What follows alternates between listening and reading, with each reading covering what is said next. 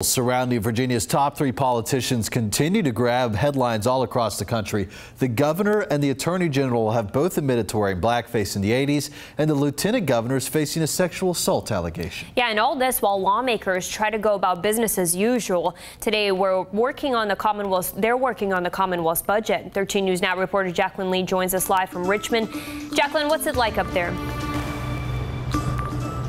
Christina and Dan, it is absolute chaos here at the Capitol. Lawmakers simply do not know what to make of Attorney General Mark Herring's stunning admission to wearing blackface or Lieutenant Governor Justin Fairfax's sexual assault allegation.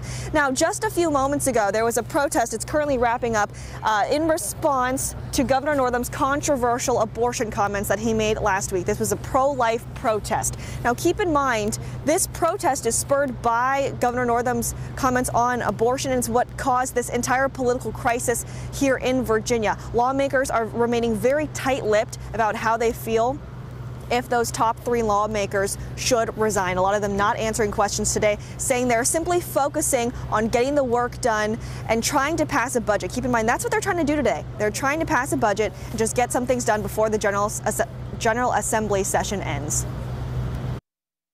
Life goes on. Obviously, it's an incredibly traumatic and embarrassing week for us, but we have great state employees that are upholding the traditions of the state. Can you talk about morale among lawmakers?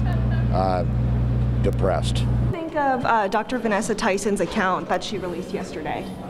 I appreciate her releasing it. Feel like Lieutenant Governor Fairfax needs to resign? What about Attorney General Mark Herring? I don't think we're at the point for either one of those discussions just yet. Now, you just heard from Delegate Lamont Bagby. He is the head of the Virginia Legislative Black Caucus.